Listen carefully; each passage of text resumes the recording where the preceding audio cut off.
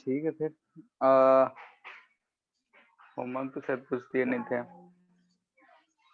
ठीक है, आज के बाद तुम लोग का होमवर्क हो जाएगा एचसी बार में बनाते हो ना? शायद मॉड्यूल का भी कुछ होमवर्क दिए थे जहाँ तक हमको याद आ रहा है। यस सर, मॉड्यूल से आप दिए थे। सब हो गया है? किसी में डाउट है? किए नहीं हो? सर क्यों? 4-5 क्वेश्चन बस मेरा बाकी रहा है, बाकी सब हो गया है। ठीक है, तो सवाल को करो, क्योंकि हम कितना भी पढ़ ले अगर हम उसको अप्लाई करना नहीं सीखेंगे तो कोई फायदा नहीं है। ठीक है, थियोरेटिकली कितना भी कुछ करो वो भी थ्योरी ही है, लेकिन कैलकुलेशन से थोड़ा बहुत माइंड शार्प होता है। कोई कितना भी कह ले कि साइकिल पे बैठ जाना है और पेडल मारते रहना, साइकिल चलने लगेगा, लेकिन जब तक साइकिल पे चढ़ोगे नहीं तब तक फील नहीं आता। वही चीज यहाँ भी होता है। ठीक है, और डीपीपी नंबर 26 और 27 शायद बोले थे, इसमें तो कोई दिक्कत नहीं होना चाहिए। फ्री नहीं बॉडी सर, उसमें डायग्राम, नहीं है। उससे फ्री बॉडी डायग्राम बनाने वाले क्वेश्चंस दे रखा है। ठीक है, किसी को है तो बोलो। नहीं है? ठीक है, तो डीपीपी नंबर 28 29 नेक्स्ट क्लास में कर लेना है। कोई भी दिक्कत हो तो पूछते चलो। ठीक है, अब बच्चा नहीं रहे कि कोई कलम कॉपी लेके हाथ लेके पकड़वा के लिखवाएगा। ठीक है, जब नर्सरी में पढ़ते होगे तब लोग हाथ पकड़ के लिखवाते थे, क लिखो, ए लिखो। फिर उससे बड़े हुए तो कोई डांट पीट के पढ़ाना चाहते हैं। अभी लोग बार बार बोल रहे हैं कि पढ़ो पढ़ो पढ़ो, क्योंकि तुम इतने बड़े हो चुके हो कि खुद में अकल है कि हमको क्या करना चाहिए। कॉलेज में जाओगे तुम्हारे लोग ये भी कहना वो छोड़ देंगे। ठीक है, तो जैसे जैसे तुम बड़े हो रहे हो वैसे वैसे लोग तुमको कहना छोड़ देंगे कि क्या करना है। उसके बाद तुम्हारे ऊपर है, तुम्हारा जिंदगी है, तुम समझो क्या करना चाह रहे हो, ये हो जाता है। ठीक है, तभी तक लोग कह रहे हैं तो सीख लो। और एक चीज है, दूसरे लोग जो गलती किए हैं वही गलती दोहराने का कोशिश मत करो। तभी से ही लगे रहो, क्वेश्चंस करते रहो। ये नहीं कि हम बंडल बना के रख रहे हैं, अभी लास्ट में एक ही दिन बैठ के बना लेंगे। एक दिन वाला यहाँ काम नहीं होगा। 10th में जितना सिलेबस था वो हो जाता था, यहाँ पे उतना सिलेबस नहीं है। यहाँ एक चैप्टर करने में बहुत टाइम लग जाता है। ठीक है, तो इसलिए हम बार बार बोल रहे हैं कि जो भी चीज चल रहा है किसी भी सब्जेक्ट का हो, साथ साथ करते जाओ। दिक्कत हो पूछते जाओ, क्लियर करते जाओ। डाउट को रखोगे वो बाद में जाके बहुत बड़ा डाउट हो जाएगा, फिर उसको कोई नहीं क्लियर कर सकता है। ठीक है, तो नेक्स्ट क्लास में डीबीबी नंबर 28 एंड 29। ठीक है, फिर हम लोग काइनेटिक एनर्जी के बारे में देख रहे थे। काइनेटिक एनर्जी से हम लोग बोले थे, काइनेटिक एनर्जी जो होता है वो किसी भी पार्टिकल के लिए अगर उसके पास वेलोसिटी है, मास m है, तो हाफ mv² आता है। ठीक है, जिसको मोमेंटम के टर्म्स में p²/2m लिख सकते हैं। ठीक है, ये था काइनेटिक एनर्जी। काइनेटिक एनर्जी से ज्यादा कुछ क्वेश्चंस मिलेंगे नहीं। हम जानते हैं कि हाफ mv² कर देना है तो काइनेटिक एनर्जी हो जाता है। तो प्रोडक्ट का क्वेश्चन करके क्या करना है, मैथ थोड़े सीख रहे हैं। ठीक है, लेकिन इसी से रिलेटेड हम लोग वर्क डन के बारे में हम लोगों ने कुछ देखा था कि वर्क से रिलेटेड हमने कुछ क्वेश्चंस किए थे। ठीक है, लास्ट क्वेश्चन आया था कि एक 10 kg ब्लॉक था, उस पर फोर्स लग रहा था। ठीक है, अब उसी से आगे हम लोग देखते हैं। वहां से हमने एक रिलेशन लिखा था कि वर्क डन में और एनर्जी में कुछ ना कुछ रिलेशन है। तो वही रिलेशन के बारे में, वर्क एनर्जी थ्योरम। ठीक है, वर्क और एनर्जी में एक थ्योरम है, उस चीज के बारे में चर्चा है। तो पहले कुछ एग्जांपल्स हम डिस्कस करना चाह रहे हैं, तो तुम लोग बताओ क्या होगा हर एग्जांपल में। यहाँ पे अगर हम एक फोर्स F लगाए इधर की तरफ, डिस्प्लेसमेंट D, तो इसमें अगर वर्क डन बाय फोर्स बोलेंगे तो क्या होगा? सिंपल सिंपल सा ही है, बस कुछ चीजें इससे समझ में आएंगी।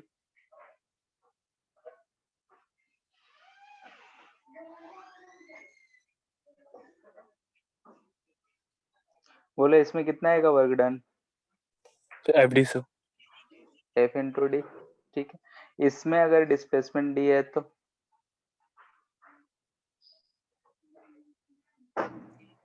F sin theta D. Work done by F अगर लिखेंगे तो यहाँ से ध्यान से देखो तो एफ इधर आएगा, ये थीटा हो जाएगा, इधर की तरफ एफ साइन थीटा, इधर की तरफ एफ कॉस थीटा, और ये डी रहा, तो यहाँ पे F sine theta into D. ठीक है, हमने फॉर्मूला यूज नहीं किया, ध्यान से देखो, क्योंकि एंगल थीटा कुछ और दे रखा था। अगर हम डिस्प्लेसमेंट डी इधर और फोर्स इधर देखें तो इन दोनों के बीच का एंगल जो है ये फाई है, तो फाई के टर्म में अगर हम वर्क डन लिखते तो हम लिखते हैं F D cos of phi, और फाई कितना है तो पाई बाई 2 माइनस थीटा है, क्योंकि ये वाला एंगल थीटा दे रखा है, तो कॉस फाई पाई बाई 2 यानी कि एफ डी साइन थीटा ही आता। फॉर्मूला से अगर लगाते तो, बाकी ऐसे हम कंपोनेंट से लिखे तो directly F sine theta into D लिख रहे हैं। ठीक है, ये फर्स्ट, ये सेकेंड और ये थर्ड। मान लेते हैं कि है वेलोसिटी v हम दे दिए, इस पे फोर्स इधर लगा रहे हैं, ये d डिस्प्लेसमेंट हुआ है, तो इसका स्पीड घट रहा होगा, फोर्स अपोजिट है, तो इस केस में अगर वर्क डन लिखेंगे तो माइनस एफ इंटू डी आएगा, और इसमें ये जो फोर्स है, फोर्स जो है वो डिक्रीजेस वेलोसिटी, इस केस में अपोजिट डायरेक्शन में लग रहा है तो डिक्रीज कर रहा होगा, इस केस में ये एफ साइन थीटा इंक्रीज कर रहा होगा, इस केस में ये एफ इंक्रीज कर रहा होगा। ठीक है, तो इन तीनों एग्जांपल्स को ध्यान से देखो तो इसमें हमको क्या दिख रहा है कि जो फोर्स का कंपोनेंट डिस्प्लेसमेंट के अलोंग है, ठीक है, एक कंपोनेंट परपेंडिकुलर है और एक कंपोनेंट डिस्प्लेसमेंट के अलोंग है, वही जो कंपोनेंट है वही वेलोसिटी को इंक्रीज या डिक्रीज कर सकता है। इस वाले केस में देखें तो एफ कॉस थीटा जो है वेलोसिटी को इंक्रीज डिक्रीज नहीं कर सकता। यहाँ से हमको क्या दिखा कि कंपोनेंट ऑफ फोर्स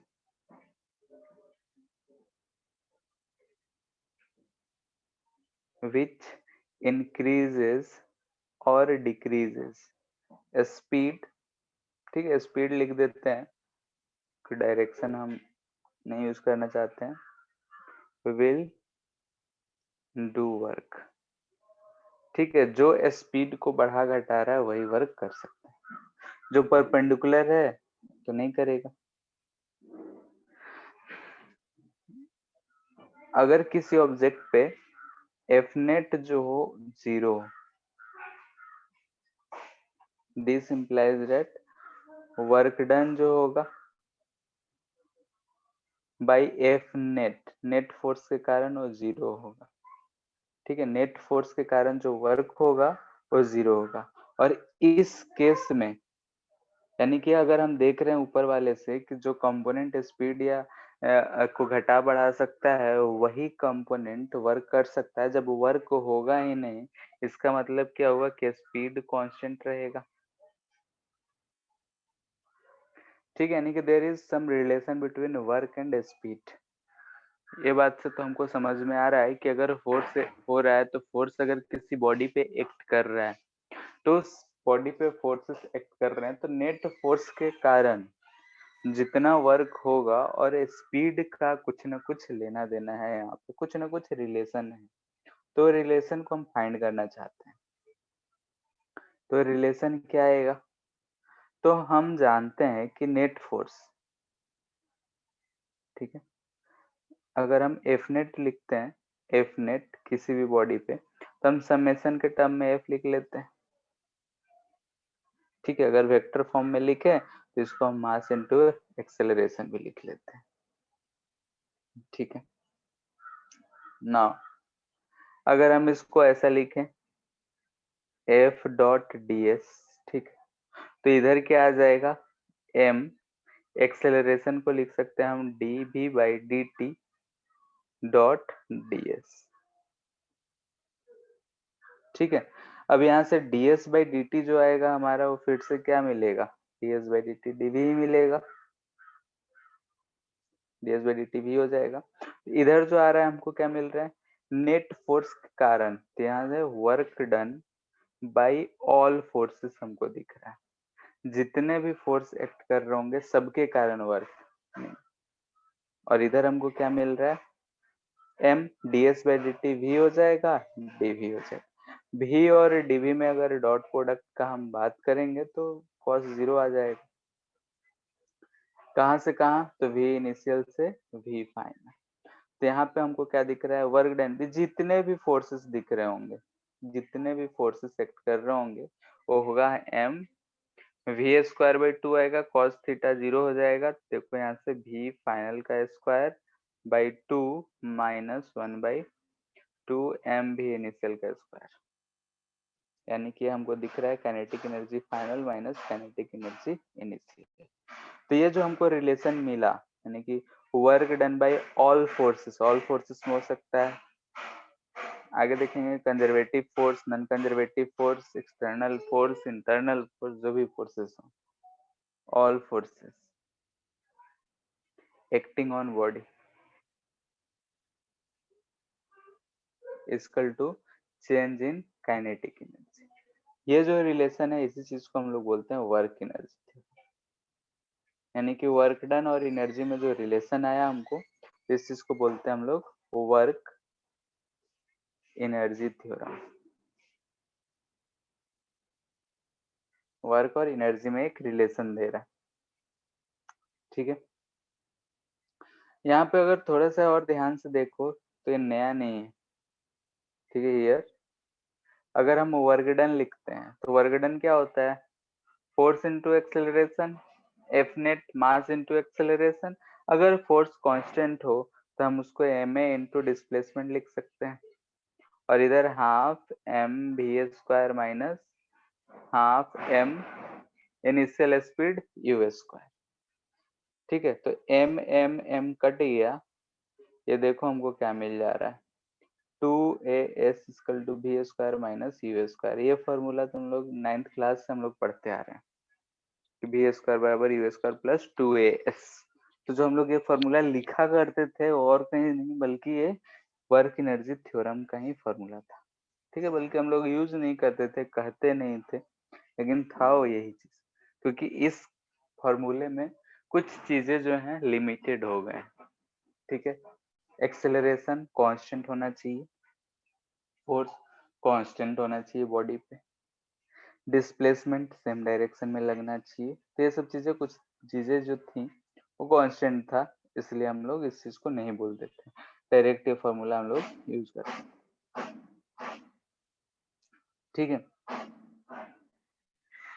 तो ये जो हमको रिलेशन मिल रहा है, work done by all forces, जितने भी फोर्स, ग्रेविटी, फ्रिक्शन, टेंशन, जो भी फोर्सेस एक्ट कर रहे होंगे, सबके कारण वर्क डन का सम जो होगा वो चेंज इन काइनेटिक एनर्जी के बराबर होगा, ठीक है।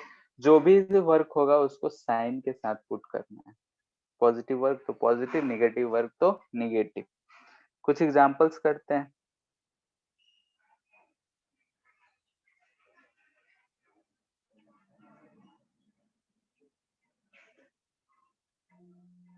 मान लेते हैं कि ये एक कार है,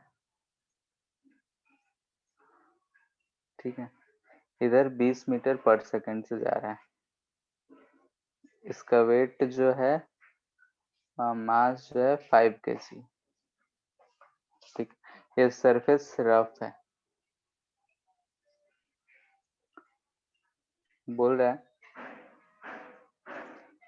if it stops after some time find work done by friction, ठीक है। फ्रिक्शन के कारण वर्क डन फाइंड करें। यहाँ ध्यान से देखो तो कोएफिशिएंट ऑफ फ्रिक्शन नहीं दे रखा है, तो हम फ्रिक्शनल फोर्स नहीं फाइंड कर सकते, फोर्स नहीं फाइंड कर सकते हैं, एक्सेलरेशन नहीं फाइंड कर सकते हैं, तो डिस्प्लेसमेंट हमको पता नहीं चलेगा, कोई टाइम भी नहीं दिया है। तो डायरेक्टली हम जो आज तक पढ़ते हैं उससे तो फाइंड नहीं कर पाएंगे, तो कैसे फाइंड करेंगे?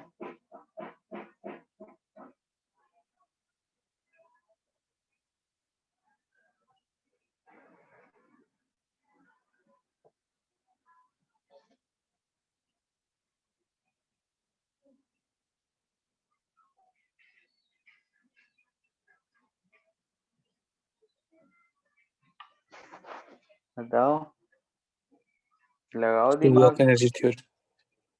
ठीक है, So sum of all force work is equal ठीक है। to तो change इसमें in फोर्स फोर्स कौन कौन लग रहा है? नीचे mg लग रहा है, ऊपर नॉर्मल लग रहा है, फ्रिक्शन इधर लग रहा होगा। तो work done by all forces equal to change in kinetic energy. कौन कौन से फोर्स? तो friction plus mg plus normal equal to kinetic energy final minus kinetic energy initial. mg का वर्क क्या होगा? ध्यान से देखो तो डिस्प्लेसमेंट इधर कहीं होगा, डिस्प्लेसमेंट और mg में 90 डिग्री का एंगल बन रहा है, तो इसके कारण वर्क जीरो, नॉर्मल के कारण भी वर्क जीरो, फाइनली रुक जा रहा है तो ये भी जीरो। तो वर्क डन बाय फ्रिक्शन हमको क्या मिल रहा है? -1/2 into M into V square. हम जानते भी हैं कि निगेटिव में आता है, निगेटिव में साइन के साथ आ गया। साइन का इसलिए चिंता नहीं किए क्योंकि हमको उसी चीज को फाइंड करना था। ठीक है, ये मेथड 1। ठीक है, हम अगर ये नहीं पढ़े होते तब भी हम कर सकते थे। ठीक है, कैसे? हाँ, भले ही हमको कुछ भी नहीं दे रखा है, लेकिन अगर हम सर वहां पुराने, से हाँ, सर डिस्प्लेसमेंट निकाल के और डिस्प्लेसमेंट कैसे निकालेंगे बताओ? सर वो इक्वेशन ऑफ मोशन यूज करेंगे सर यहाँ पे। ठीक है, तो एक्सेलरेशन भी तो पता नहीं है, तो कैसे निकालोगे? So final velocity initial velocity और बस वही पता है, बोलो, सोचो।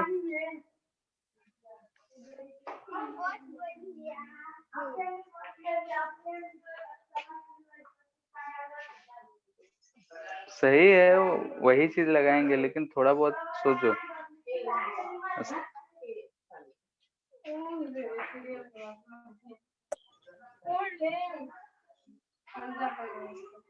देखो, जैसे कि एस और ए में रिलेशन था कि डिस्प्लेसमेंट एक्सेलरेशन नहीं पता है, टाइम नहीं पता है।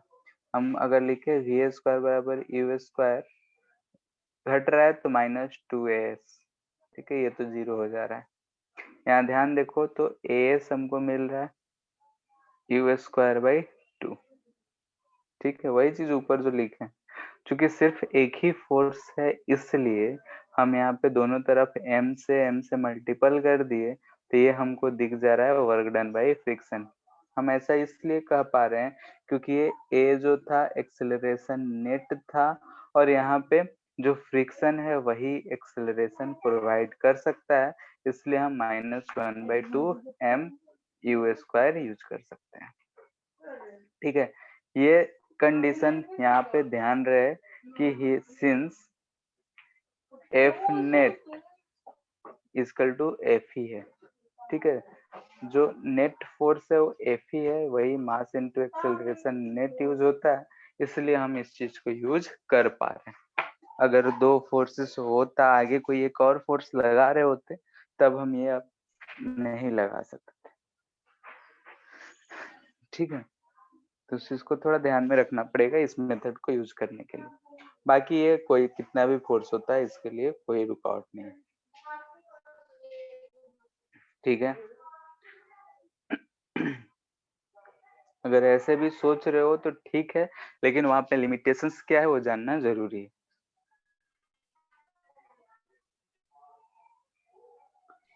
इस पे वर्क एनर्जी थ्योरम पे बहुत सारे क्वेश्चंस बनते हैं। ठीक, जैसे एक रस्सी है, यहाँ पे हम बांध ली, इसको यहाँ से रिलीज कर दिए, पोजीशन ए है, रिलीज्ड, मास m है, लेंथ l। ये अगर छोड़ेंगे तो ये यहाँ पे ऐसे गिरते गिरते गिरते गिरते यहाँ पे आएगा। तो हमको बताना है कि यहाँ पे इसके पास स्पीड u कितना होगा।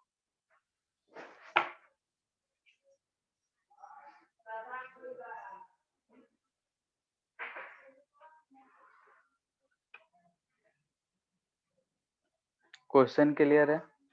हम ए यस सर, एक पोजीशन पे सेकंड। छोड़े हैं, बी पे जब पहुंचेगा तो उसका स्पीड कितना होगा वो पता करना।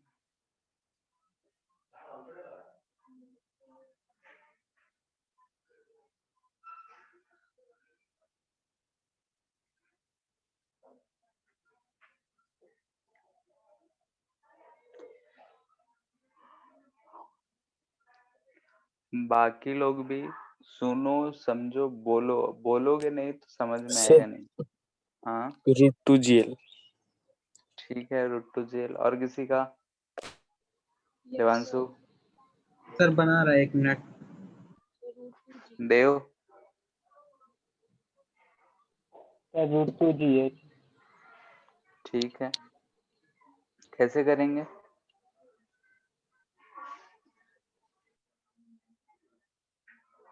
बताओ, कोई भी बताओ कैसे करेंगे। सर जो सर हमेशा से एनर्जी कंजर्व रहेगा ना यहाँ पे, तो produce is equal to. Energy conservation तो अभी हम पढ़े ही नहीं है। ठीक है, पढ़ लेंगे तो ठीक है, लेकिन अभी वर्क एनर्जी थ्योरम कर पढ़ रहे हैं तो उस चीज को यूटिलाइज करो, या फिर पहले जो पढ़े उसको। वर्क एनर्जी थ्योरम सही है, ठीक, उसमें कोई बुराई नहीं है, अगर आता है यूज किए, कोई गड़बड़ी नहीं है। बोलो। सर एक सेकंड से वर्क डन बाय। यहाँ पे हमको हर समय यही दो फोर्सेस हमको दिखेंगे। ठीक, अगर एनर्जी कंजर्वेशन से किए हो तो गलती नहीं है, सही है। Initial energy equal to final energy करना था।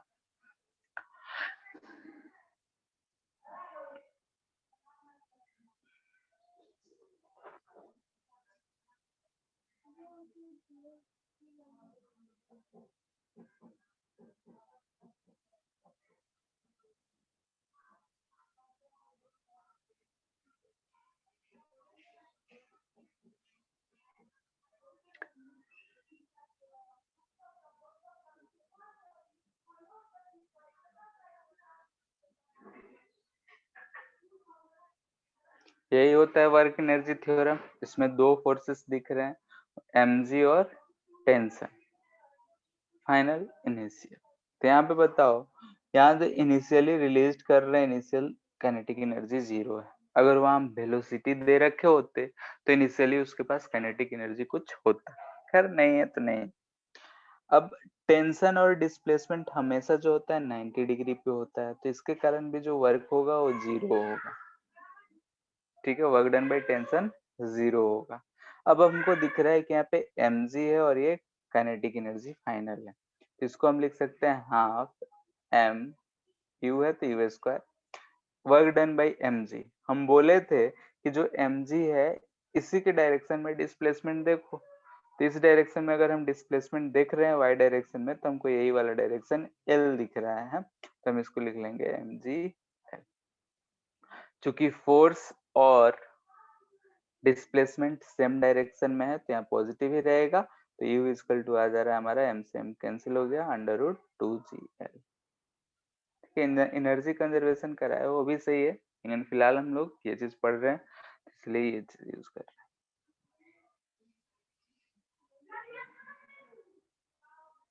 ठीक है, भले ही छोटा सा क्वेश्चन है, लेकिन कंसेप्ट सिखा जानना हमारे लिए जरूरी है।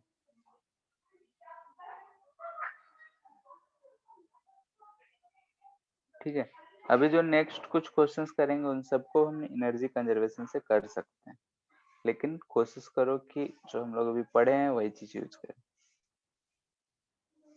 हम इसको u स्पीड से फेंक दिए, एक x ऊपर गया और यहाँ पे v इक्वल टू 0 हो गया। ये एंगल थीटा है, ये सरफेस जो है रफ है,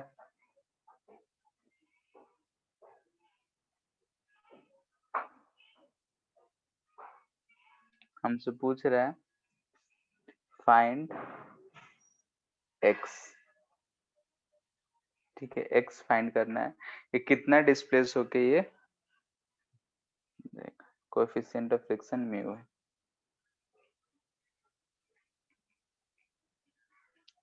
एक ब्लॉक है m मास का, उसको हम u वेलोसिटी से ऊपर फेंक दिए, x दूरी जाके वो रुक जाता है, ठीक है, यानी कि यहाँ पे फाइनल जब 0 होता है तो उस समय ये x रहता है, तो x कितना होगा हमको पता करना है।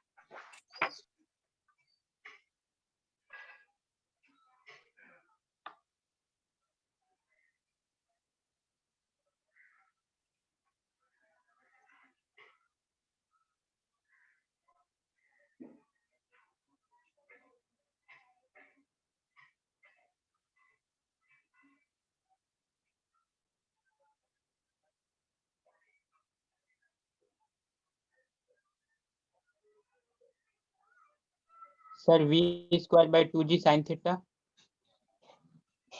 We square by 2g sine theta नहीं, थोड़ा सा गलती है, फ्रिक्शन कहाँ गया,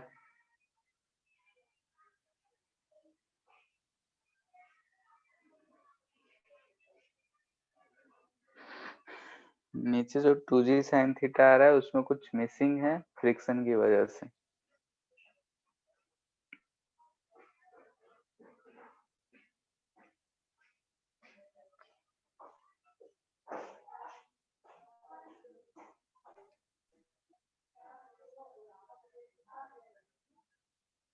So hmm, so yeah, minus u square by 2 minus mu g cos theta divided by g sin theta. पता नहीं कुछ खतरनाक आ रहा है तुम्हारा। So एक सिंप्लीफाई करके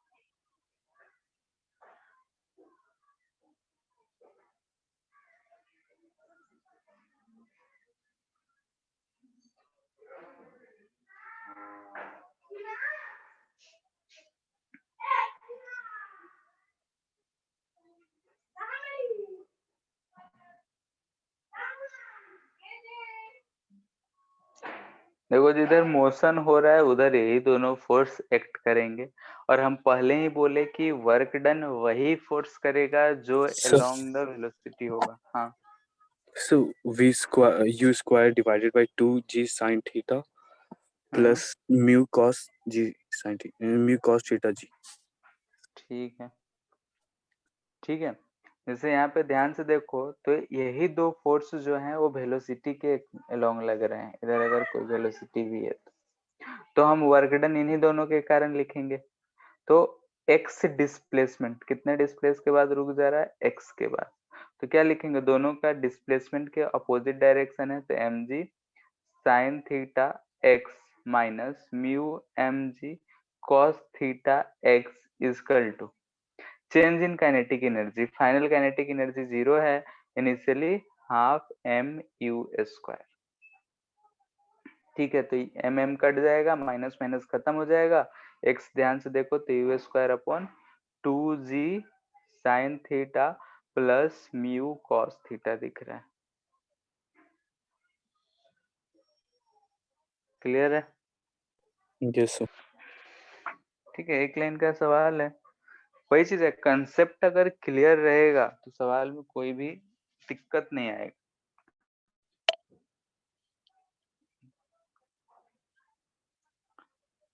ठीक है, एक क्वेश्चन भी हम लोग पहले कर चुके हैं, ठीक है, एनएलएम पढ़े होगे तो इस क्वेश्चन को किए होगे।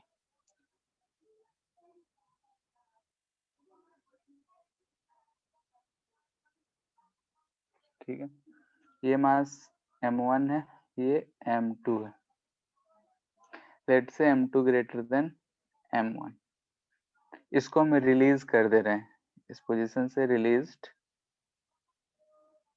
ठीक है, फ्रॉम रेस्ट, रेस्ट से हम इसको छोड़ रहे हैं, तो m2 ज्यादा है तो m2 जो है नीचे की तरफ जाएगा, तो ये कुछ डिस्टेंस x चला, तो हमसे बोल रहा है कि फाइंड वेलोसिटी ऑफ ब्लॉक्स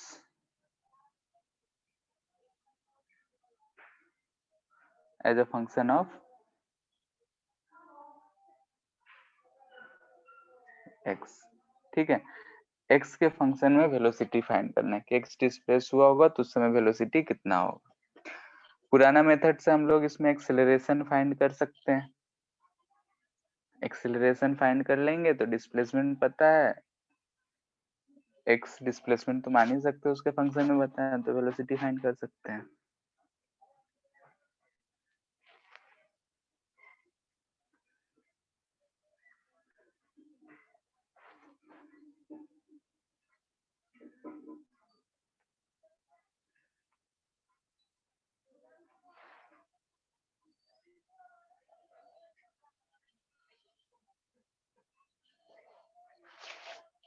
सोचो कि m2 है, क्या हो रहा है, सिचुएशन क्या हो रहा है, उसमें हम वर्क कैसे यूज कर सकते हैं।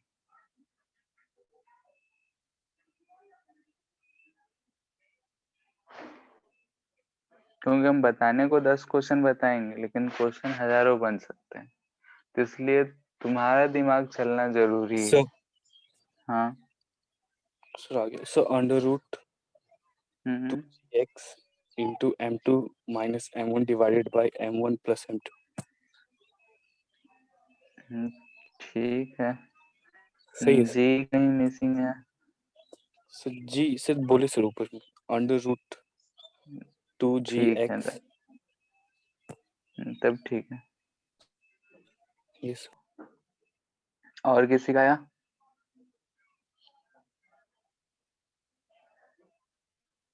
सिंपल सा बोल रहे हैं तब से, क्या क्या एक्ट कर रहा है इस पे।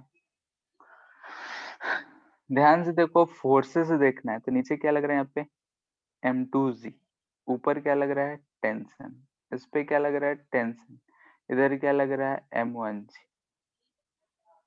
ठीक है, तो सबके कारण x डिस्प्लेसमेंट है, तो यहाँ पे work done by tension plus work done by gravity equal to change in kinetic energy होगा, यानी कि kinetic energy final minus kinetic energy initial, initial तो जीरो है। अब work done by tension, tension हम जानते हैं कि इक्वल लगता है, और दोनों में डिस्प्लेसमेंट देखो तो एक जो है डिस्प्लेसमेंट के अलोंग है, एक अपोजिट है, तो इसके कारण जो है अगर हम सिस्टम का बात करते हैं तो पहले भी हम बोले थे कि work done by tension on system जो होता है जीरो होता है, तो अब हम इसको जीरो ले ली, तो work done by gravity, work done by gravity यानी m2g और m1g। m2g के लिए देखेंगे तो सेम डायरेक्शन में डिस्प्लेसमेंट है तो m2gx, और m1g के लिए देखेंगे तो अपोजिट में है तो माइनस m1gx, और ये फाइनल काइनेटिक एनर्जी कितना होगा तो 1/2 m2 प्लस m1, दोनों मूव कर रहे होंगे, ये बात का ध्यान रखना है, इसलिए हम दोनों का लिख रहे हैं। ठीक है, यहाँ पे भी बहुत लोग गलती करते हो, यहाँ पे दोनों ब्लॉक सेम वेलोसिटी से मूव कर रहे हैं, इसलिए दोनों का काइनेटिक एनर्जी को हम ऐड कर रहे हैं। ध्यान से देखो, अब तो आ गया v इजकल टू, हम देखें तो इसको सॉल्व कर लो, ध्यान से अंडर रूट में चला जाएगा 2gx m2 minus m1 divide by m1 plus m2। ठीक है, यही हमारा वेलोसिटी हो जाएगा। ठीक है, इसी क्वेश्चन में हियर हम लोग ये क्वेश्चन नहीं पूछे हैं लेकिन बता रहे हैं इंफॉर्मेशन टाइप का, कि हम लोग एक्सेलरेशन फाइंड करते थे, तो एक्सेलरेशन बोलते थे डिराइविंग फोर्स अपॉन जी, एक्सेलरेशन जो हम लोग बोला करते थे deriving force upon total mass, deriving force upon total mass. Direct अगर लिखते तो इक्वेशन नहीं लिखना चाहते तो बाकी हम इक्वेशन सॉल्व कर जाए, तो m2 ज्यादा है तो इसको हम लिखते m2 minus m1 g by m1 plus m2, total mass होता है। ये एक्सेलरेशन आ जाता। एक्सेलरेशन आ जाता तो हम लोग डिस्प्लेसमेंट x पता है, वेलोसिटी आराम से फाइंड कर सकते थे क्योंकि ये कांस्टेंट है। Also, acceleration can be obtained by differentiating equation 1 with respect to time। ठीक है, ये इक्वेशन 1 है, अगर हम इसको अगर डिफरेंशिएट करेंगे, ठीक है, नहीं टाइम से करेंगे तो थोड़ा लंबा चल जाएगा, इधर x बच रहा है, विथ रिस्पेक्ट टू x कर लो, तो इधर हम करेंगे तो इधर vs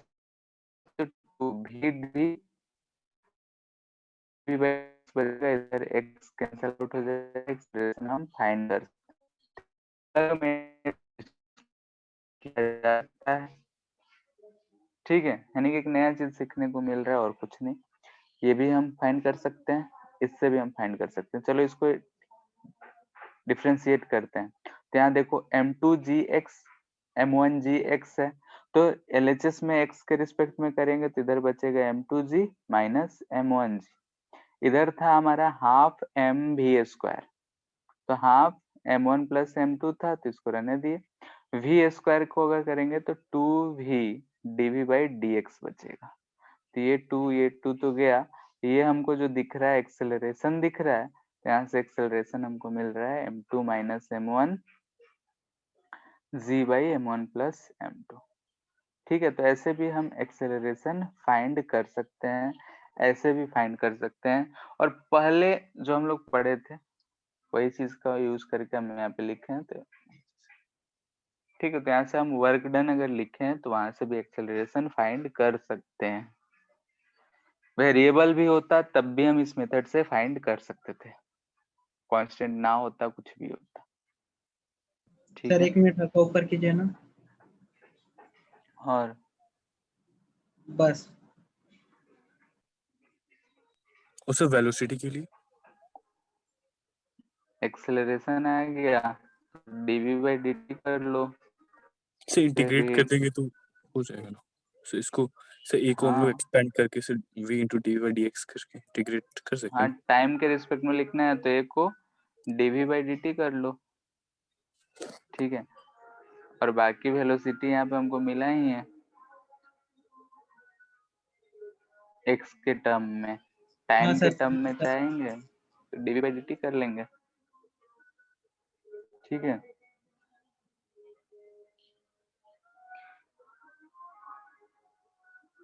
सो थोड़ा ऊपर कीजिए ना।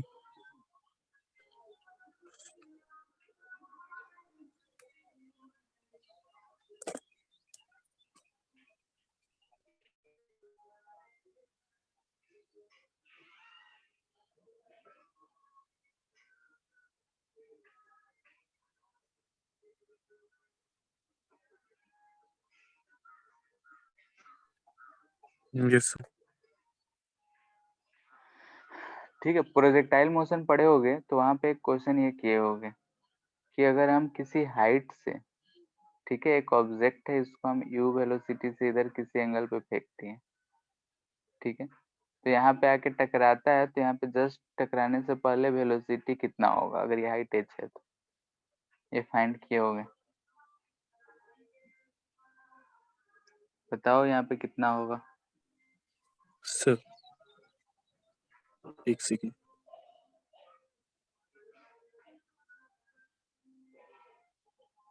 ठीक है, अगर पहले वाला मेथड याद हो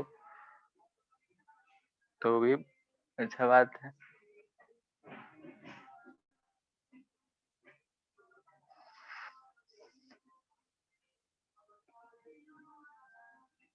इसको एनर्जी कंजर्वेशन से भी कर सकते हैं।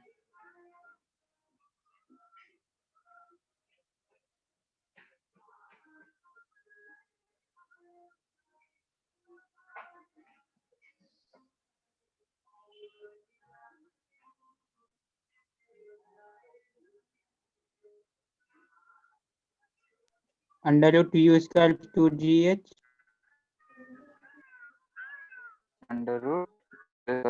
√+ 2gh यही आता है। सबका आ रहा है, बताना पड़ेगा।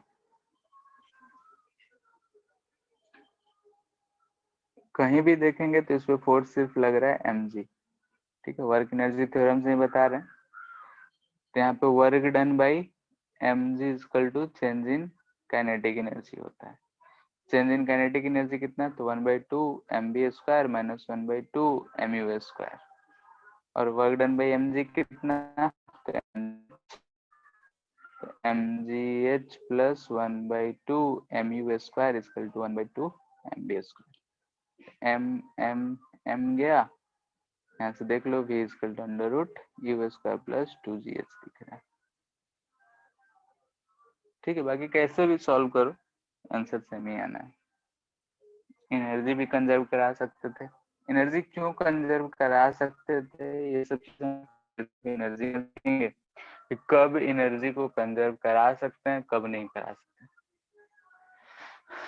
ठीक है,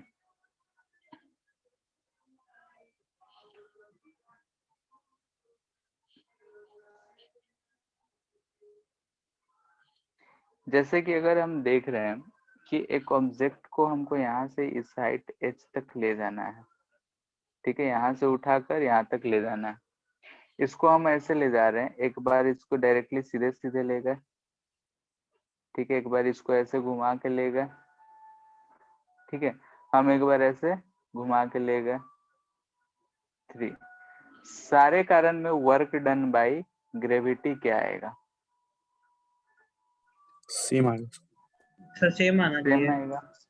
कितना आएगा बताओ, mgh से minus mgh। mgh minus mgh, ठीक है, हर पाथ के कारण जो है माइनस mgh ही आएगा, सेम आएगा। ठीक है, चलो हम अगर इसी को यहाँ से फिर इधर लेते आए, ठीक है, किसी पाथ फोर्स से, तो इस फोर्थ के लिए वर्क डन बाय ग्रेविटी क्या आएगा, प्लस mgh। और अगर हम देख रहे हैं यहाँ से कि इसको इस पोजीशन से, ए पोजीशन से किसी भी रास्ते से ले गए, किसी भी रास्ते से ले आए, यानी कि हम वर्क डन ए टू ए का बात कर रहे हैं, यानी कि ए से उठाए घुमा फिरा के कैसे भी ए पे लेते आए तो डिस्प्लेसमेंट 0 हो जाएगा, वर्क डन 0 मिल रहा है। यहाँ से भी देखो प्लस mgh और माइनस mgh ऐड करेंगे तो ये वर्क डन 0 हो जाएगा। ठीक है, लेकिन चलो एक क्वेश्चन और करते हैं इसी पे,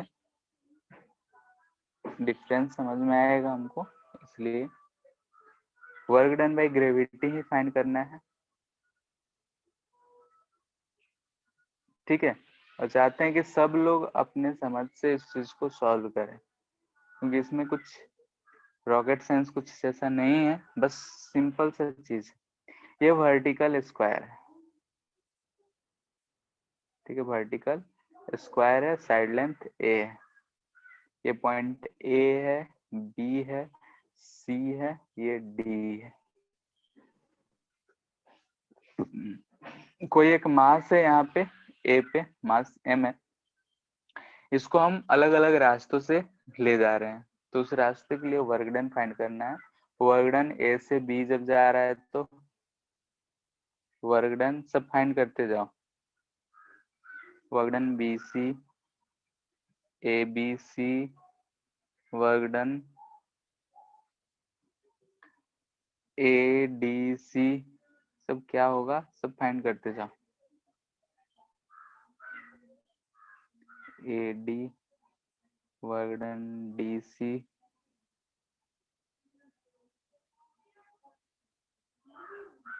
वर्क डन सी डी ए,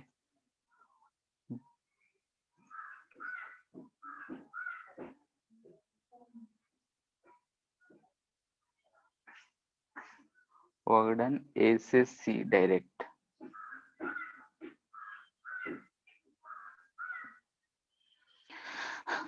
बोलो वर्क डन ए बी कितना आ रहा है, सर 0।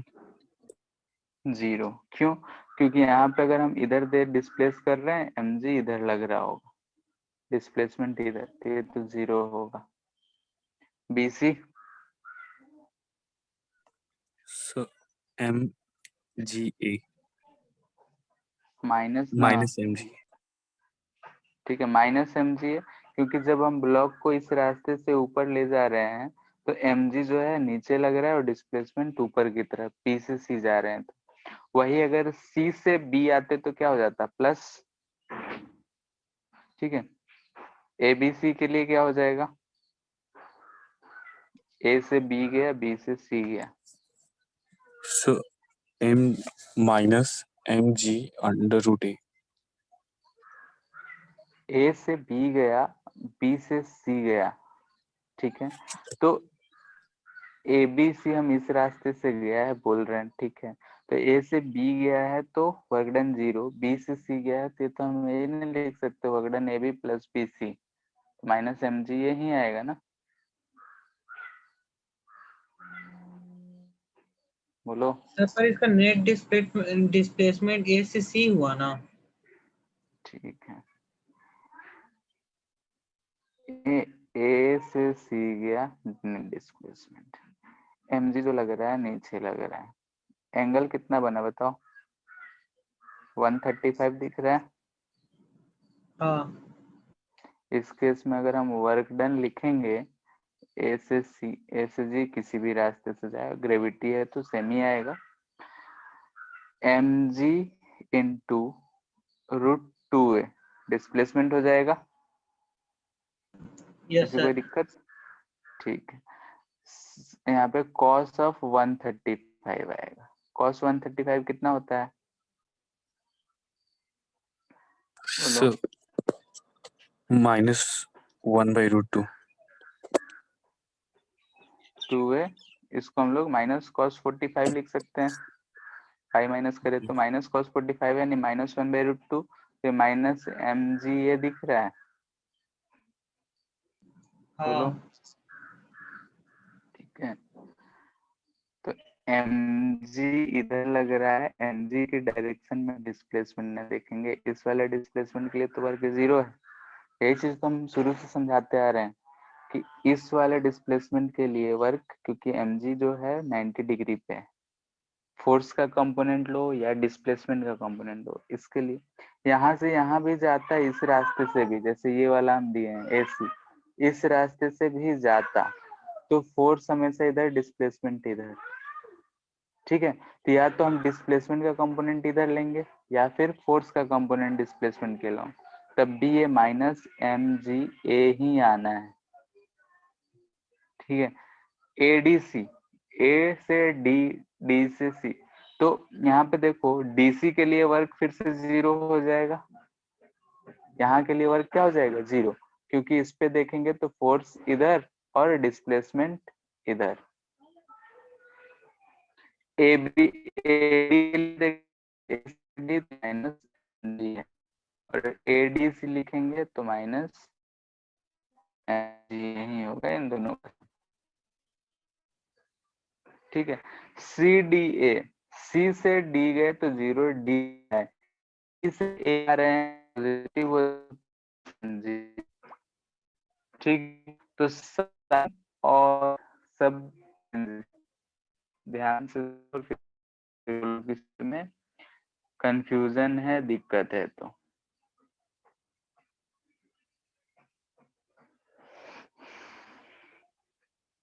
यहाँ पे हमको दिख रहा है कि ए से सी जाए, ए बी सी जाए, ए से सी डायरेक्ट जाए, ए डी सी जाए, यानी कि ये तीनों चीज देखो, ए बी सी, ए डी सी या फिर डायरेक्टली ए सी, तीनों रास्ते से जो हमारा इधर से हम इधर गए, यहाँ से डायरेक्ट गए या फिर यहाँ से ऐसे गए, तीनों रास्ते से हमारा वर्क डन सेम है।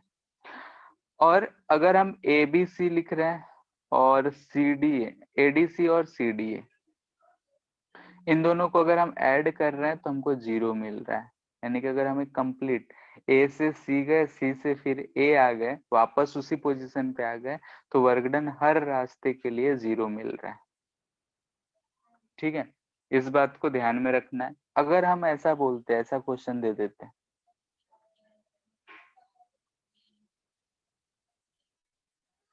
ऐसा क्वेश्चन है, ये हॉरिजेंटल है, हॉरिजेंटल स्क्वायर है, हॉरिजेंटल यानी कि प्लेनर है, एक प्लेन में रखा हुआ है। सरफेस जो है रफ है, स्क्वायर साइड लेंथ ए है, रफ सरफेस है, ये ए बी सी डी, यानी कि म्यू कोएफिशिएंट ऑफ फ्रिक्शन है, एक ब्लॉक, ठीक है, एम है, इसको हम इसमें घुमा रहे हैं, इस स्क्वायर पे घुमा रहे हैं, तो वर्क डन बाई फ्रिक्शन क्या होगा, ठीक है, फ्रिक्शन के कारण वर्क डन क्या होगा। अलग अलग केसेस के लिए ए से बी जा रहे हैं तो बी से सी जा रहे हैं, सी से डी जा रहे हैं, डी से ए आ रहे हैं, और work done A B C D A.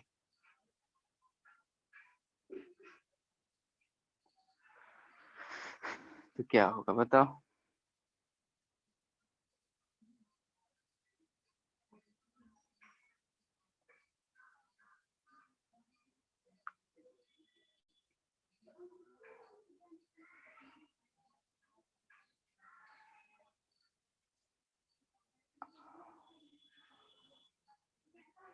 Horizontal square कहने का मतलब है कि ऐसा एक टेबल है, इसके ऊपर एच ऐसा G mu A square, first में आंसर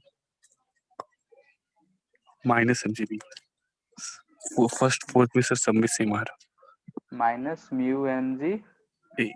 फ्रिक्शनल फोर्स लग रहा होगा ए, इसमें भी माइनस म्यू एम जी है, इसमें भी माइनस म्यू एम जी है, इसमें भी माइनस म्यू एम जी, क्योंकि frictional force mu M G और डिस्प्लेसमेंट सब में ए, इसमें अगर करेंगे तो minus 4 mu M G A आ गया, ए आ रहा है। ऊपर वाले केस में देखें कि जब ग्रेविटी लग रहा है ए से चले ए पे आए तो हमारा जो वर्क डन है वो 0 आ रहा है, यानी कि एक कंप्लीट लूप में वर्क डन 0 है, लेकिन इसमें कंप्लीट वर्क डन 0 नहीं। उस केस में देख रहे थे कि फोर्स का डायरेक्शन हमेशा एक तरफ पॉइंटेड था, इस केस में हम डायरेक्शन ऑफ फोर्स जो है मोशन के अपोजिट डायरेक्शन में लग रहा है बस। तो इन दोनों फोर्सेस को अगर हम कंपेयर करें तो इन दोनों फोर्सेस में कुछ ना कुछ डिफरेंस है, ठीक है, ग्रेविटेशनल फोर्स में और इस फ्रिक्शनल फोर्स में, दोनों फोर्सेस की बात करें तो दोनों फोर्स में कुछ ना कुछ चीजें की डिफरेंस, ठीक है। तो ये डिफरेंस को हम लोग यहाँ पे देख रहे हैं, तो ये जो डिफरेंस है इसी डिफरेंस को हम लोग बोलते हैं कंजर्वेटिव एंड नॉन कंजर्वेटिव, यानी टाइप ऑफ फोर्सेस में हम लोग पढ़ते हैं तो वही conservative force, forces and non-conservative force. Sir so work energy theorem sir always मतलब वो सारे फोर्स में सर वो हमेशा चेंज इन काइनेटिक एनर्जी होगा। हाँ, जितने भी फोर्स लग रहे होंगे बॉडी पे उन सब का चेंज इन जो वर्क डन होगा सब अगर कंसीडर कर लेंगे तो चेंज इन काइनेटिक एनर्जी के बराबर होगा। सो वो टाइप ऑफ ठीक फोर्स है, पे डिपेंड नहीं करता। नहीं, यस ठीक है, कोई सा भी फोर्स हो, फ्रिक्शन हो, कंजर्वेटिव हो, कैसा भी हो, ठीक है। अब जैसे conservative and non conservative forces का बात कर रहे हैं तो दोनों का डिफरेंस हम कर लेते हैं, क्या क्या डिफरेंस होगा। इधर लिख रहे हैं कंजर्वेटिव, इधर नॉन कंजर्वेटिव। थोड़ा बहुत तो आइडिया लग रहा होगा कि कंजर्वेटिव किसको कहेंगे, नॉन कंजर्वेटिव किसको कहेंगे, ठीक है।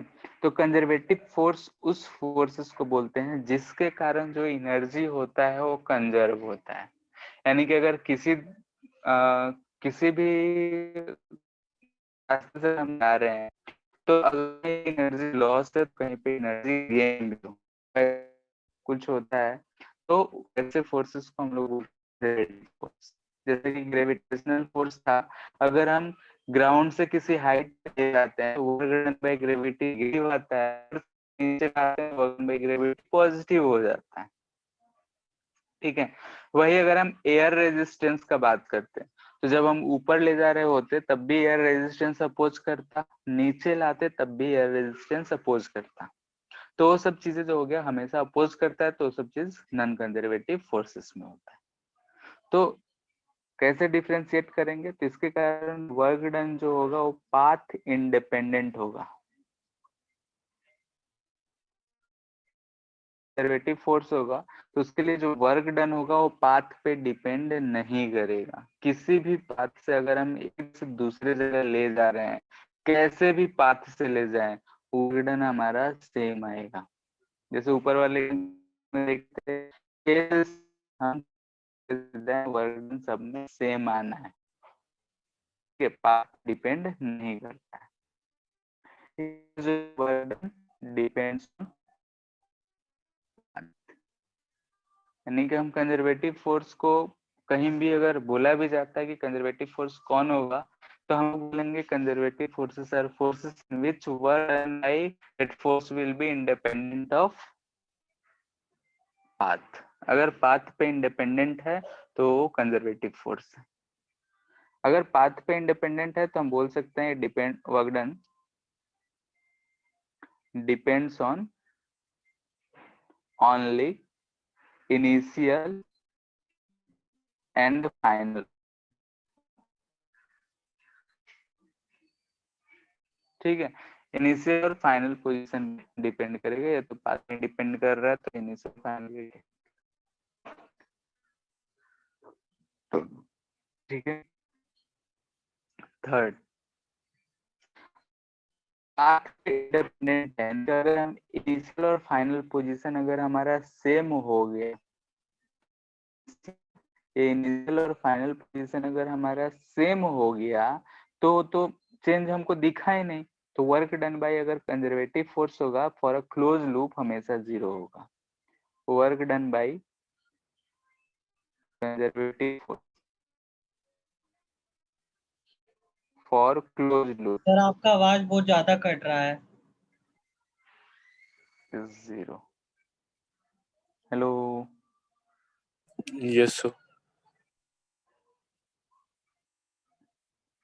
अब ठीक था सर, अभी भी कट रहा है? अब ठीक है।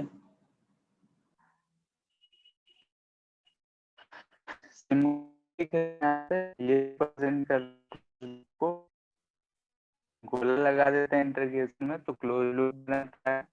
एफ डॉट डी एस यानी कि वर्क डन है, क्लोज लूप में ये नॉन जीरो होता है, यहाँ पे ये 0 होता है, इसको सिंबलिकली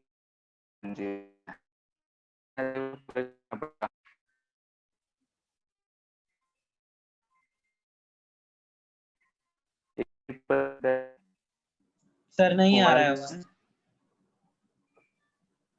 क्लोज लूप सर आवाज एकदम कट जा रहा है।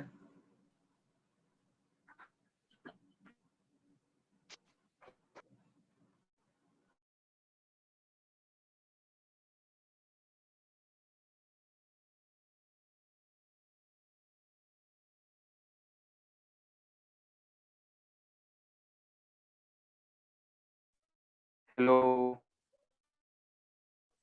Yes, sir. So आवाज कट कट के आ और रहा। अभी भी Yes, sir. यस सर अभी भी।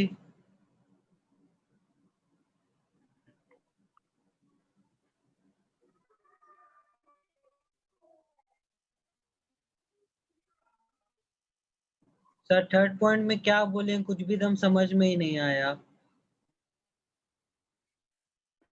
थर्ड पॉइंट ये बोल रहे हैं कि जैसे कि अगर कंजर्वेटिव फोर्स होगा तो उसके कारण अगर हम क्लोज लूप में, एक मिनट रूल देख लेते हैं।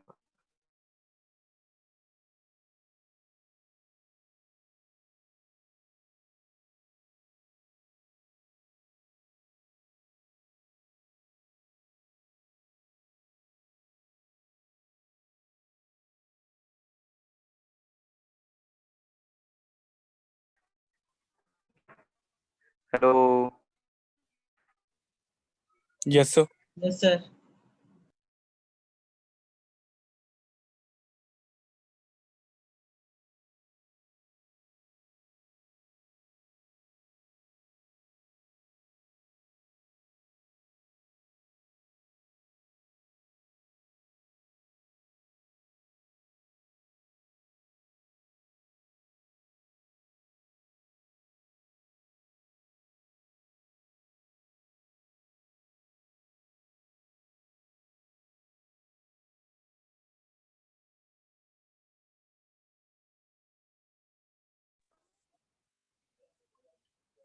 Hello. Yes sir. Yes sir, screen नहीं दिख रहा। हाँ, एक मिनट। ठीक है, अब आ रहा है। Yes yes sir. Sir, third वाला फिर से समझा दीजिए ना, ये नॉन कंजर्वेटिव का। ठीक है। अगर कंजर्वेटिव है तो क्लोज्ड लूप में जो वर्क होगा वो 0 होगा। ये जो साइन है यहाँ पे, अगर हम इंटीग्रेशन साइन ऐसा देखते हैं, इसमें अगर गोला घेर देते हैं तो ये मतलब कि ए से ए के लिए ही बोला जा रहा है, यानी कि जहां से चले वहीं पे पहुंच गए। तो ये जो गोला दिख रहा है वो हमको क्लोज लूप रिप्रेजेंट कर रहा है। तो वर्क कंजर्वेटिव फोर्स होगा तो उसके कारण वर्क डन जो होगा एक क्लोज लूप में 0 होगा। जैसा कि ऊपर वाले केस में हमने देखा कि अगर यहाँ ए से ए पे घूम फिर के आ जाए, ठीक है, चलो हम यहाँ पे ही लेते हैं। अगर हम यहाँ पे एक ऑब्जेक्ट को यहाँ से उठाए, इसको घुमा फिरा के ऐसे ले गए, घुमा के फिर यहीं पे लाके रख दिए, तो नेट डिस्प्लेसमेंट 0, तो वर्क डन बाई ग्रेविटी अगर बोलेंगे तो 0 आएगा। ठीक है, वर्क डन बाई ग्रेविटी क्या हो जाएगा? 0। घुमा के आएंगे चारों ओर, तो ऐसा नहीं है कि टोटल 0 होगा, कहीं पॉजिटिव हुआ है कहीं निगेटिव हुआ है, ओवरऑल मिलके 0 हो रहा है। ठीक है, जैसे कि इस केस में देख लो, यहाँ से अगर हम B से C जा रहे हैं तो B से C के लिए वर्क डन निगेटिव है, वही अगर C से B आएंगे तो वर्क डन पॉजिटिव होगा, दोनों मिलके 0 हो जाएगा।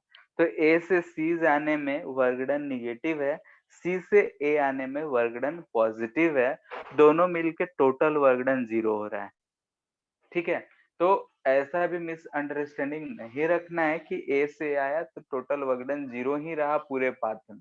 पूरे पाथ के दौरान कभी वर्क डन पॉजिटिव हुआ कभी निगेटिव हुआ, लेकिन ओवरऑल वर्क जो है 0 हुआ। लेकिन नॉन कंजर्वेटिव फोर्स रहेगा तो क्लोज लूप में वर्क डन 0 नहीं होगा। ये चीज को हमेशा ध्यान में रखना है, क्योंकि ये चीज जो होगा कहीं भी कंजर्वेटिव और नॉन कंजर्वेटिव का बात आएगा तो ये 3 चीजें जरूर बोली जाएंगी कि अगर नॉन कंजर्वेटिव फोर्स है तो वर्क डन को ही रिलेट करता है, कंजर्वेटिव फोर्स है तो भी वर्क डन को ही रिलेट करता है। वर्क डन अगर हमारा क्लोज्ड पाथ में 0 है तो कंजर्वेटिव है, नहीं है तो नहीं है। एग्जाम्पल इसके कौन कौन से होंगे? तो ग्रेविटेशनल, ठीक है, इलेक्ट्रोस्टैटिक, इलास्टिक, ठीक है, इलास्टिक फोर्सेस, ये सब फोर्सेस जो हैं, ये सब फोर्सेस है वो कंजर्वेटिव है। इसका एग्जाम्पल का बात करें तो फ्रिक्शन, एयर रेजिस्टेंस, ठीक है, एटसेट्रा। यानी कि जिसमें एनर्जी लॉस होता है वो हमारा, जो मोस्टली केसेस में एनर्जी लॉस होता है वो नॉन कंजर्वेटिव नेचर होता है, और ग्रेविटेशनल ये सब में एनर्जी लॉस नहीं होता है, तो इसलिए हम लोग इसको बोलते हैं कंजर्वेटिव नेचर का।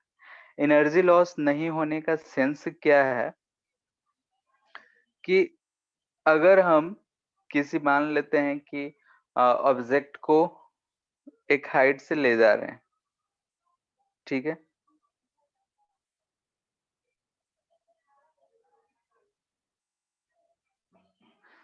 ठीक है, जैसे कि अगर हम बात कर रहे हैं, एग्जाम्पल ले रहे हैं, ऐसा है, किसी एक ऑब्जेक्ट है m मास का, इसको उठा के हम यहाँ पे रख दिए, यहाँ से यहाँ ले गए, ठीक है, इसको जब हम यहाँ से यहाँ ले गए तो वर्क डन अगेंस्ट ग्रेविटी हमको करना पड़ा -mgh।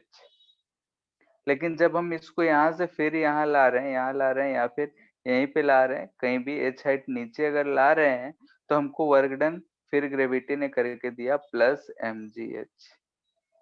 यानी कि वर्क डन बाई ग्रेविटी जो है वो पूरा का पूरा रिकवर हो गया है। ठीक है, वर्क डन बाई ग्रेविटी जो है वो पूरा का पूरा रिकवर हो गया है। लेकिन अगर फ्रिक्शन होता या फिर एयर रेजिस्टेंस होता तो यहाँ से यहाँ ले जाने में, नीचे से ऊपर ले जाने में एयर रेजिस्टेंस अपोज करता, ऊपर से जब नीचे ला रहे होते तब भी वो अपोज करता है, ओवरऑल वो बढ़ जाता है। तो इस केस में बोलेंगे कि work done is completely recoverable. अगर कंप्लीटली रिकवरेबल है, इसीलिए हम लोग इसका नाम कंजर्वेटिव भी बोलते हैं। इसमें क्या है, नन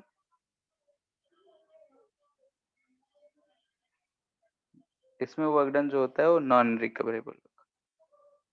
ठीक है, तो ऐसे फोर्सेस जिसमें वर्क डन जो होगा कंप्लीटली रिकवरेबल होगा, यानी कि क्लोज लूप में वर्क डन 0 होगा। सारा का सारा स्टेटमेंट अगर ध्यान से देखो तो एक ही चीज को रिप्रेजेंट कर रहा है। ठीक है, जितने भी ऊपर से नीचे तक लिखे गए हैं वो सब सेम चीज को ही रिप्रेजेंट कर रहे हैं कि अगर कंजर्वेटिव फोर्स है तो वर्क डन उसका पाथ डिपेंडेंट नहीं होगा, पाथ पे इंडिपेंडेंट होगा, यानी कि सिर्फ इनिशियल और फाइनल पोजीशन पे डिपेंड कर रहा होगा। ठीक है, सिर्फ और सिर्फ इनिशियल और फाइनल पोजीशन पे डिपेंड कर रहा होगा। यानी कि ले जाने में अगर हमको निगेटिव वर्क करना पड़ा है तो लाने में वो पॉजिटिव वर्क करके देगा, यानी कि टोटल का टोटल वर्क जो है वो रिकवर हो गया है। निगेटिव वर्क और पॉजिटिव वर्क से हम लोग बात समझते हैं। फिर अगर हम बोल रहे हैं एग्जाम्पल में तो ग्रेविटेशनल, इलेक्ट्रोस्टैटिक, इलास्टिक, ये सब चीजें जो होती हैं इन सबको हम लोग बोलते हैं कि ये कंजर्वेटिव इन नेचर होता है। और इसी कंजर्वेटिव फोर्स का जो वर्क होता है वो इन द फॉर्म ऑफ, हम बोलते हैं कि एनर्जी उसमें स्टोर हो जाता है, और उसी एनर्जी को हम लोग बोलेंगे पोटेंशियल एनर्जी। ठीक है, तो अगर हम कंजर्वेटिव फोर्सेस का बात कर रहे हैं तो कंजर्वेटिव फोर्सेस उस फोर्सेस को बोल रहे हैं जिसका वर्क हम रिकवर कर सकते हैं। और हम देखें हैं कि वर्क डन और एनर्जी में एक रिलेशन है, तो जो वर्क हम उसमें कर रहे हैं करेंगे वो उसमें in the form of energy store हो जाएगा, और वही एनर्जी को हम लोग आगे चल के पोटेंशियल एनर्जी के नाम दे देंगे। ठीक है, तो यहाँ से हमको ये बात समझ में आया कि कंजर्वेटिव फोर्स जो होगा, ठीक है, इस चीज पे हम नेक्स्ट क्लास में फिर से डिस्कस करेंगे जो भी बोल रहे हैं। ठीक है, कि कंजर्वेटिव फोर्स ही रिस्पॉन्सिबल होगा हमारा पोटेंशियल एनर्जी के लिए। ठीक है, बचपन में हम लोग पढ़े थे कि energy of a body due to virtue of position और शेप। ठीक है, पोजीशन और शेप के कारण किसी बॉडी में जो एनर्जी आता है उसको हम लोग बोलते हैं पोटेंशियल एनर्जी। ठीक है, तो वही पोटेंशियल एनर्जी बॉडी या शेप पे कैसे फोर्सेस पे डिपेंड करेगा, तो फोर्स होगा कंजर्वेटिव नेचर का, तभी होगा। क्योंकि आगे चल के जब हम प्रोसेस देखेंगे तो हमको बात तो क्लियरली समझ में आएगा। तो फिलहाल हम ज्यादा कुछ नहीं कर रहे हैं, इतना ही कर रहे हैं कि अगर हमारे पास कोई भी फोर्स है उसके कारण वर्क डन पाथ पे डिपेंड करेगा तो नॉन कंजर्वेटिव होगा। यानी कि क्लोज लूप में, एक क्लोज लूप में यानी कि घूम फिर के जहां से चले हैं वहीं पे आ जाएंगे, तो वर्क डन अगर नॉन जीरो होगा तो नॉन कंजर्वेटिव होगा। अगर वर्क डन जीरो होगा उस फोर्स के कारण तो फोर्स कंजर्वेटिव इन नेचर होगा। ठीक है, तो यहाँ पे हम लोग फोर्स पढ़ते आ रहे हैं, तो अलग अलग हर जगह कुछ ना कुछ हम लोग टाइप्स के पढ़ते आ रहे हैं। एनएलएम शुरू से करने से पहले contact force, non contact force, ये सब चीजें पढ़े हुए। Electromagnetic force, gravitational force, 4 fundamental forces होते हैं वो सब पढ़े थे। उन्हीं में से ये जो है टाइप्स हैं, इसी में सारे फोर्सेस को इन दोनों कैटेगरी में भी रखे जाते हैं। Electromagnetic force and electrostatic force, ये सब चीजें फोर्सेस कंजर्वेटिव नेचर के होते हैं। फ्रिक्शन, एयर रेजिस्टेंस, ये सब फोर्सेस जिसके कारण लॉस इन एनर्जी आता है वो नॉन कंजर्वेटिव नेचर के होते हैं। ठीक है, तो इस चीज को एक बार ध्यान से पढ़ना है।